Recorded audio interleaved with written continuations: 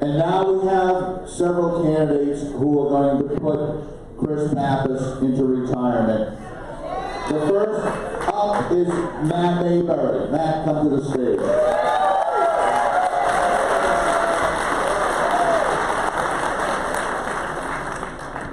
Good afternoon. Oh, you sound a little tired. It's getting a little late. Good afternoon. Those are Republicans that want to win. My name is Matt Mayberry. I live in Dover. And let me tell you a little bit about Chris Pappas. I'm going to open the jacket for this one. I got into this race because I found four veterans, who were denied access to mental health care because the VA didn't pay their bills. I went out and raised $10,000, and I told that practitioner, never, ever turn away a veteran again. It gets worse, unfortunately. After that, I found 90 veterans. They were going to lose their home health care because the VA didn't pay their bills. I contacted Chris Pappas' office, and it took him a week to do a strongly worded letter to the Secretary of Veterans Affairs. Chris Pappas serves on Veterans Affairs Committee, and I'm putting a little salt in that wound. He is chairman of the Subcommittee for Investigations and Oversight of the Veterans Affairs Committee. He had that problem, he ignored it. He needs to go. Do you agree? Chris Pappas is a hypocrite. He goes to Washington, he tells everyone else the minimum wage should be $15 an hour. He comes back to his restaurant in Manchester and pays them substantially less. Typical of the do as I say, no as I do. I want to tell you a little bit about what I want to do for you. I believe in the balanced budget amendment. I believe in the line item veto. Let's take those Trump tax cuts, expand them, and make them permanent.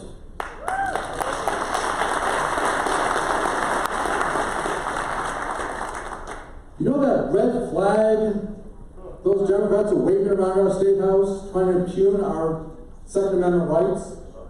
That shall not stand with me. Because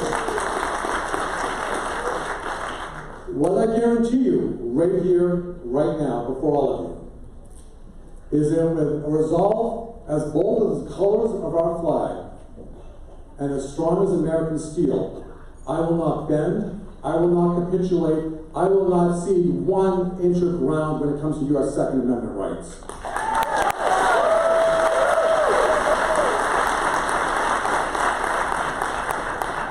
My job as your congressional candidate, and hopefully your nominee, will be to help the entire ticket. I'm here to help the state Senate candidates, the state rep candidates, because we need to take back both those houses in Concord. Please go to mayberryforcongress.com, learn how you can help, and I appreciate your time, I appreciate your support. Oh, and I will share with you a little bit of news coming up. Right now we're closing in on 300 endorsements and supporters, and it's only been 2 weeks. So please join us. Let's win this for all of New Hampshire and for Washington. Again, ladies and gentlemen, thank you for being here. Thank you for your time. Have an outstanding day.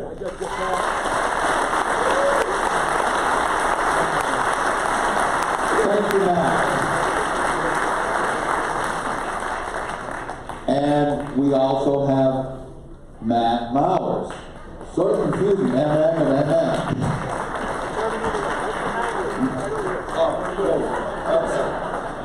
Snuck up on me. Yeah, you know, we're going to sneak up on Chris Pappas here pretty soon, too.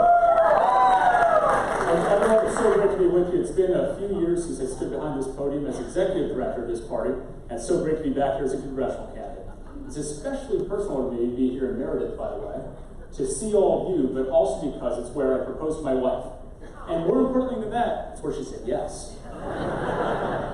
So, look, if you're like me, you had your TV on a little bit this past week, you caught a little bit of that impeachment hearing in the Senate. Don't forget where that all started. It started with Chris Pappas. as the very first Democrat from a district that supported our president in the country who came out and supported this impeachment process. We can't say we're surprised. He votes with Nancy Pelosi 100% of the time. Since the moment he went down there, put on that fancy pin and looked at that big gold dome, he wants you to do it. Supporting the radical leftist agenda of Nancy Pelosi and AOC. Well, guess what? I am sick and tired of my generation being defined by the AOCs and the Chris Pappases of the world. And I think it's time that we have a new generation of conservative leadership to go down to Washington, D.C. and work for us, not just be one more locked-in vote for Nancy Pelosi. You know, like a lot of you, I grew up in a middle-class family. My dad was a construction worker. In fact, he was a diver on the Seabrook power plant. Funny story, years later, I met my wife's family. Her aunt, it turns out, was also at the Seabrook power plant, but she was being arrested by Governor Thompson for protesting it.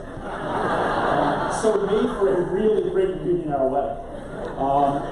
You know, this job took them all over the country. It took our family all over the world. One place we traveled, I moved 13 times by the time I was 10. 13 times. And one of the places we went to was actually Venezuela. It was before Chavez, just before he took over. And it was the wealthiest country on the continent of South America. It was a beautiful country. The next time I'd be back in that region, I was working for President Trump at the State Department. I was leading a delegation to Bogota, Colombia, to meet with a bunch of religious leaders from Venezuela and the UN.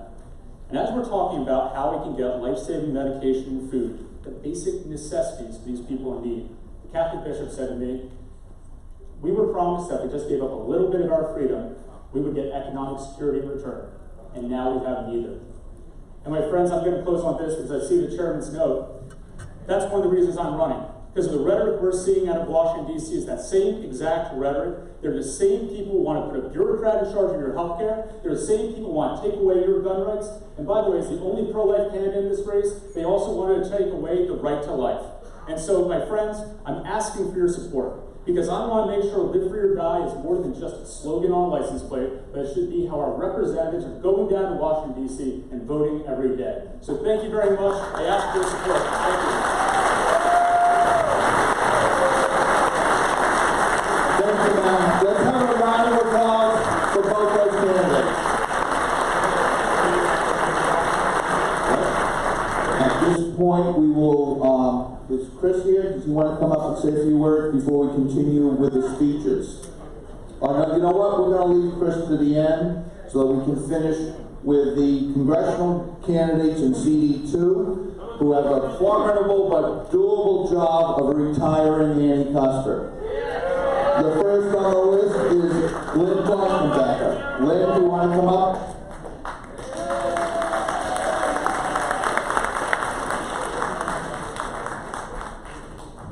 Hi everyone, thanks for hanging in there till this afternoon. Before my clock starts, I just want to say something. You know, I'm all about integrity, and I think integrity is really important, and the integrity we just saw demonstrated by Steve Dupree is unmatched. So thank you. I know Steve has stepped out, but thank you for being that role model and for being that example for all of us. It's all about integrity, and that's what we're lacking in Congress right now.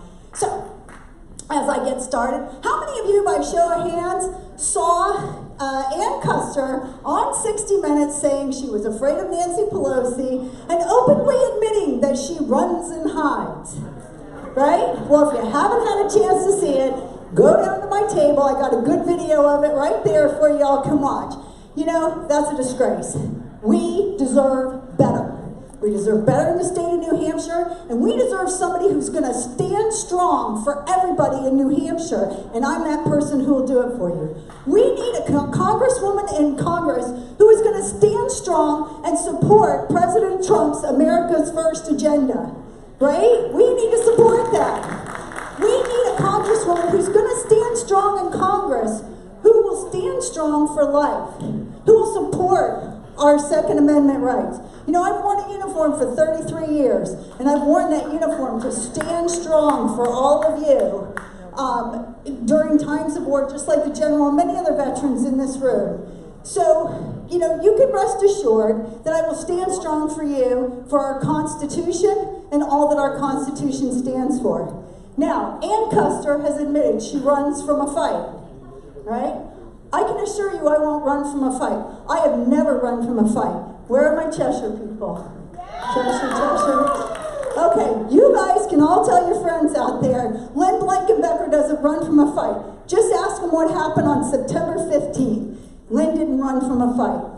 So, I want to talk to you a little bit about why Ann Custer, almost called her Nancy Pelosi, because she acts like her, and she votes with her. But why Ann Custer feels so compelled to sit behind Nancy Pelosi and be her puppet, right? And it's because Ann Custer has lost touch with the Granite State. She doesn't stand strong for us. She doesn't know what's important to us. If she knew what was important to us, she would have voted for tax reform that put $1,400 in the average Granite Stater's pockets, right? She would have voted for the USMCA and pushed Nancy Pelosi's hand to instead of wasting all our tax dollars and time on impeachment. I am out of time. I am Lynn Blankenbecker. I am running for Congress in the 2nd Congressional District. I will stand strong for all of you. I will run toward the fight. I hope I can earn your support. Thank you all. God bless our president. God bless the United States of America. And God bless our Granite State. Thanks.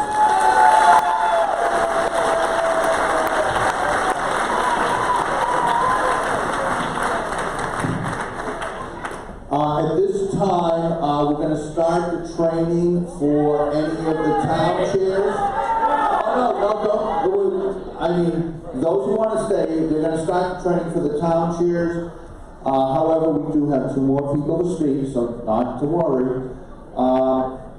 So anybody who's interested, meet Elliot outside. The next candidate is Eli Clemmer, running for Congress. Is Eli here?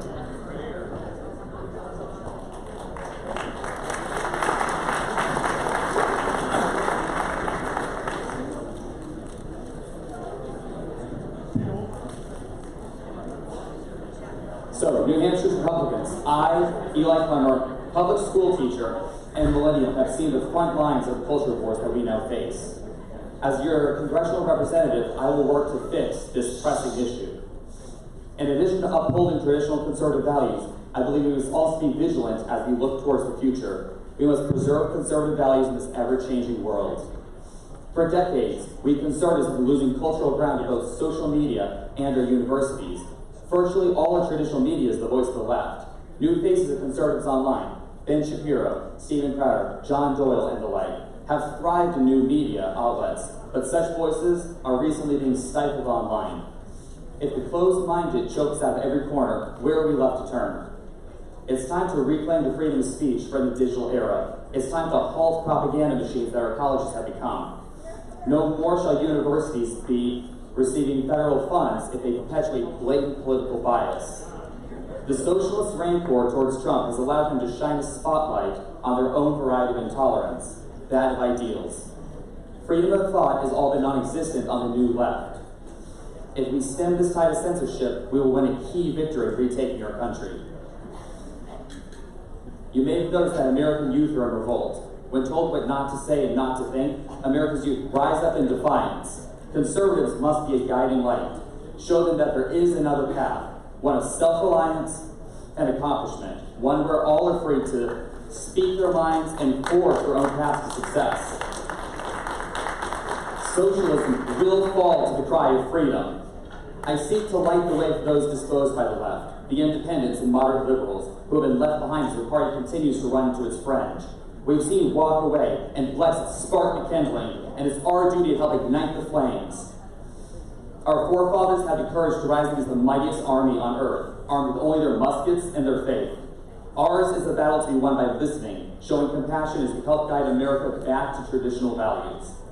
We stand at the rampage of unconstitutional laws, the monolith of liberal media, colossal government, and the scorn of those who have been raised to hate us. If my words inspire you today, and you wish to see an end to the far left's propaganda-driven socialist agenda, then vote for me as your representative. Let's bring common sense and integrity back to our nation. America is the best and last bastion of freedom in the world, and we can never let that flame of freedom die out. Thank you.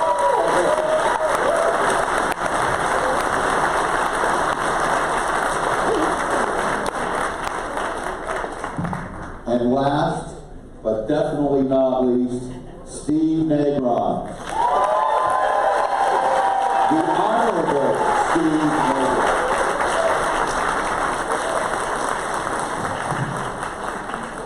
Well, the first thing we're going to do is that all those people that Steve let go, they have to watch this video because that's important.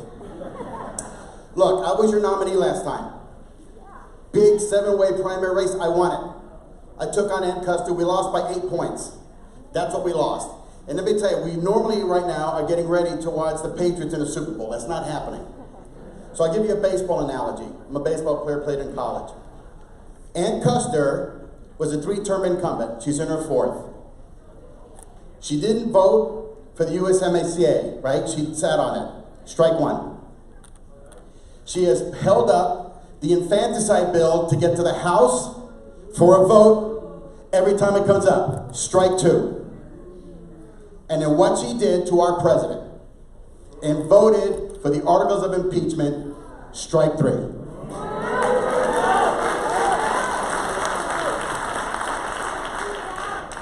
I went against Ann Custer 7 times, both on radio and television. Let me tell you, I know what she's about. It was a tough year. Look, it wasn't the outcome that we wanted. But we now know what we need to do. Right? We're going to go after her hard. We're going to go after her with respect, but we're going to hang every one of these things around her neck, and she's going to owe all of you an explanation as to why she's not supporting this president, why she's not doing the stuff for you in New Hampshire, and why she continues to do stuff for Nancy Pelosi.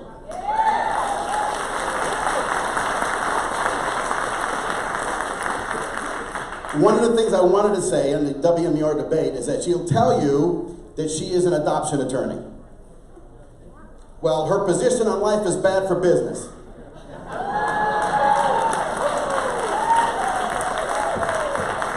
I am your pro-life candidate. It's not a political statement, it's a life statement. I've been a pro-life guy my whole life.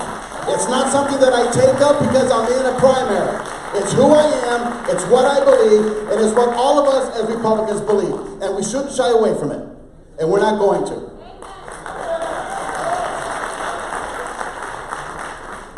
Look, when we announced, she came after us hard already with 3 emails to fundraise against us. She knows where the attack is coming from. Look, let's be honest with each other. We weren't a threat to her last time. No name recognition, no money. We were just an unknown. We're not an unknown now.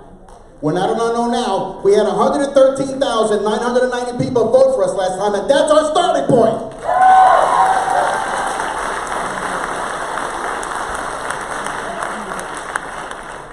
We're coming for you, Ann.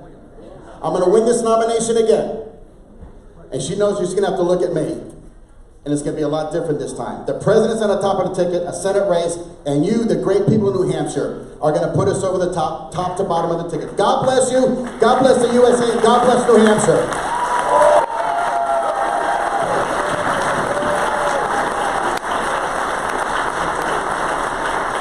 Let's have a round of applause for all of our great Republican candidates and the fact that they are going to make us the greatest retirement party the Democrats have ever hosted.